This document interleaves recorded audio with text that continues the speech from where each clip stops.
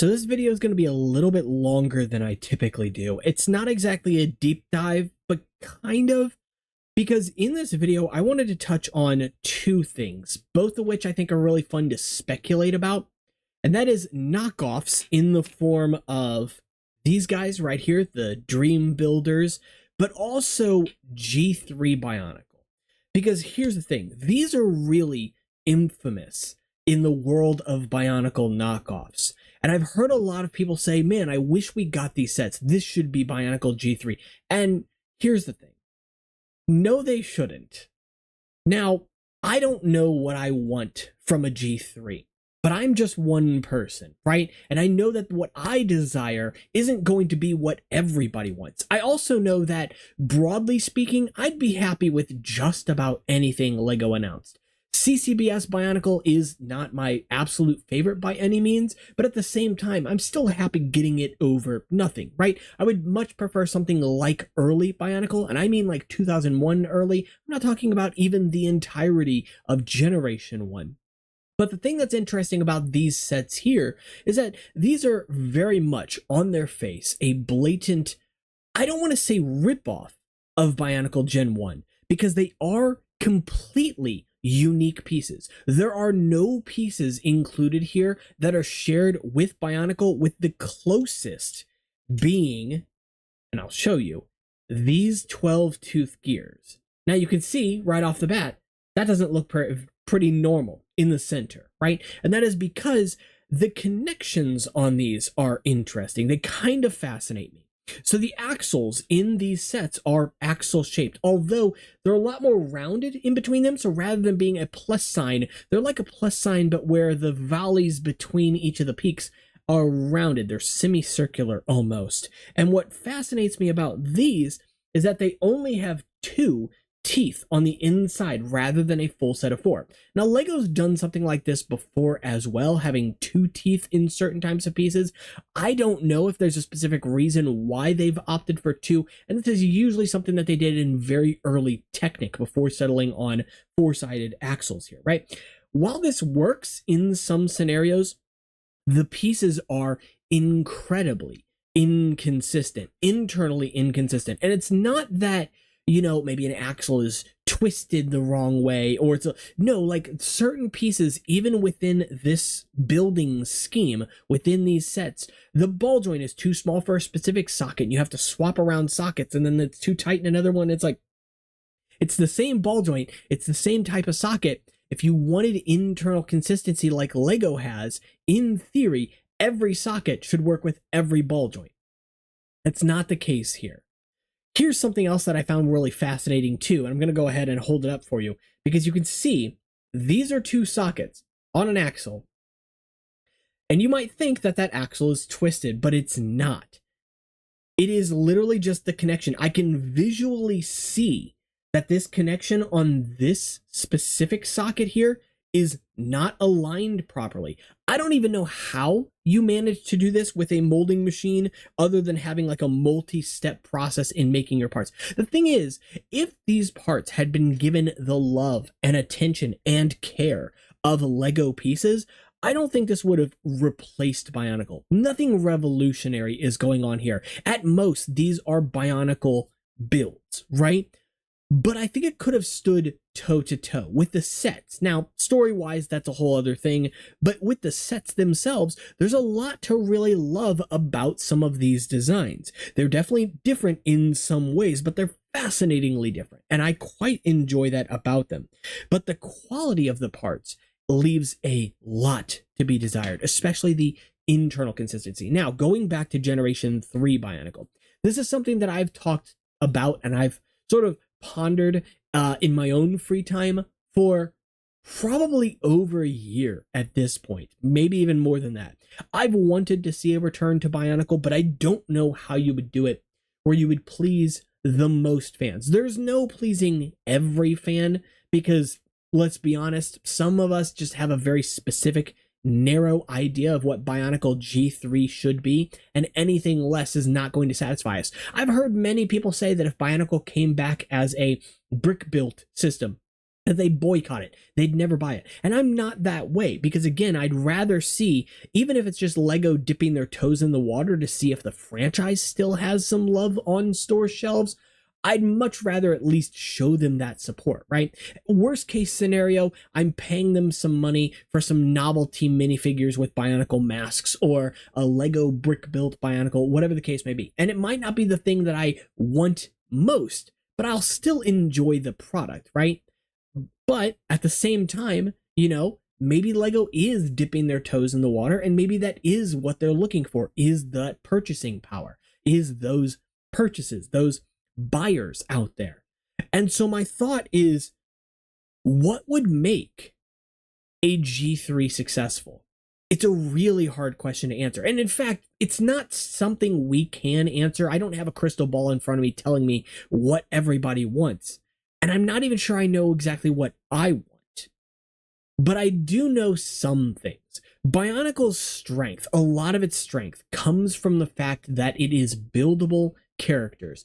I see a lot of people build characters that exist in Bionicle's franchise already, whether or not they got sets that represent them, but I see way more original characters from builders. And something to facilitate that, I think, could be beneficial. A way to write characters into the story in a way that Bionicle Gen 1 and Gen 2 never really worked with before. I think this is something that could have actually played to the strength of 2009 Bionicle, being not only on a separate planet, but with basically a revamped brand new story. There was nothing to say we needed to have 6 characters or 5 characters or 7 characters, whatever the case may be. As long as the Lego could focus their attention on a handful of very specific characters, very niche characters, and work with them, I think we could have gotten something truly special. Obviously, it's not what we ended up getting, but I still have a lot of love and fondness for the 2009 year in general.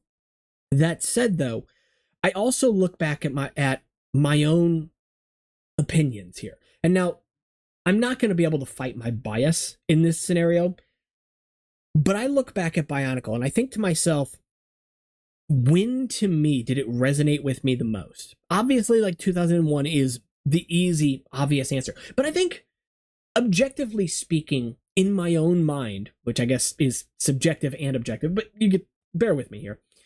My favorite year from Bionicle is 2001, but I think the best year, and I'm going to classify these differently, is probably 2002. At least the way I see it. I think 2007 had a really strong run as well, and definitely contended in its own right, though I would see it, if I had seen 2006, 7, 8, 9 Bionicle come out under a different brand name with that building system, I wouldn't have questioned it. 2002, though, is a very strong year, in my opinion. Yeah, the Toa Nuva, you could definitely see them as kind of a cash grab in some ways, but I do think they generally look like and feel like an improvement on the characters that came before. And at the same time, too, it was the first time Lego was trying to do something like that, giving us a second iteration of a character we were familiar with, the namesake characters from this storyline, right? So, for all intents and purposes, I think they did a good enough job. They gave us everything that I wanted personally, even if you might have issues with the masks that they gave us thinking they look too organic or whatever the case may be. Gripes are gripes. Again, that's all subjective stuff. But generally speaking, I think 2002 was an improvement on 2001 in basically every way. The Borak were really fantastic enemies, in my opinion, to the Toa sets. I think that the Borak Va were a lot of fun as well, and a general improvement on the Turaga building platform. I think that the box sets, be it the Boxer that I went over earlier, the Exo Toa, the Karak and Garak sets, which although not the Balrog spiders that like promotional art suggested, were still really fantastic, and of course that Master Builder set itself. Things start to change, though, in 2003 Bionicle, and I do see things change for the worse. I don't think that Bionicle was bad in 2003, mind you, but I think that the functionality of a lot of sets got a lot simpler, because when I look back at something like 2001's Rahi, there are a lot of really fun mechanisms in those sets. Many of them are very simple principles of like geometry and engineering. 2002 sort of ramps that up quite a bit. The function in the Karak and Garak set, while I think it is arguably technically worse, in my opinion, than it is in the Moaka and Kanera sets, I think it is a lot more fun to play with sometimes, and it is a marvel the way that it works, right? I think that the functions that the Exotoa has in it, and again, the Boxer, the set I went over as well, all of those have really fantastic functions and teach you a lot more about the independent individual parts that go into making each of those sets. 2003, on the other hand, while it does have some strong sets, probably Puku and Takua being my favorite, give or take, it's really hard. I'm very biased towards Makuta as well. I really love how they portrayed him as a character, but functionally, Makuta's no different from the Rakshi, no different even from the 2003 Matoran builds. They all do the same things. And even a set like Takanuva and the Usal Nui vehicle that he rides, it's a really cool function, but it's not the most exciting function in the world. Like, it's basically a Toa Mata gearbox turned 90 degrees. And it works. It's really neat. I love the little trigger mechanism in the front of the model, though I think it stands out a little bit too much, but no big deal there. You can replace the red piece on the front. Not necessary.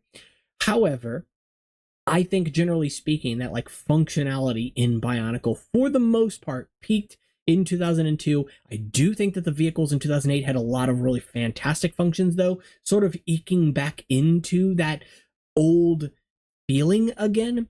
And in a lot of ways, I think that's part of the saving grace of later years of Bionicle, is like the vehicles from 2008, 2009.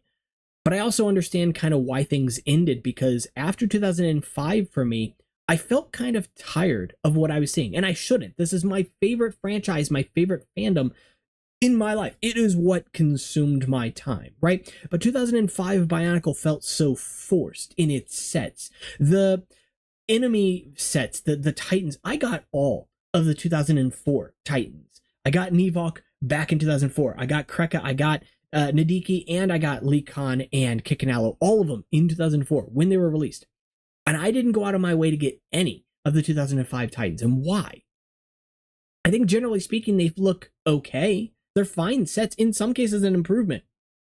But at the same time, to me, they just didn't offer me anything special. And the sets from 2005, with the exception of maybe the Vizirac, didn't either.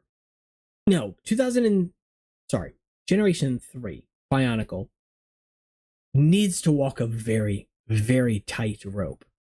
The thinnest piece of wire. It's hard. And if LEGO is ever able to do it, I would commend them. Because it needs to take the approach of 2001 Bionicle. For one thing, I would say, honestly, at this point, introduce us to some new characters. You can still have the old characters exist in the set, but I think it's time for that change. Keeping the name of Bionicle and enveloping us in a brand new world with new characters, but in a place that feels familiar, at least to some degree, right? And then you could sprinkle in aspects of 2001, 2002, and so on, of Generation 1, generally speaking, right? But I think what we need to do is take that approach from 2001, but incorporate everything that we learned from the subsequent years. Because as much as I kind of ramble on about G2 Bionicle and sort of knock it for specific design choices, I do still have to admit that it also solves a lot of problems too from early Bionicle sets, notably, obviously, the lack of posability in specific sets.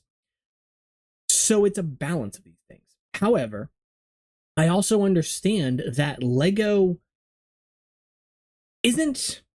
So I've mentioned this before.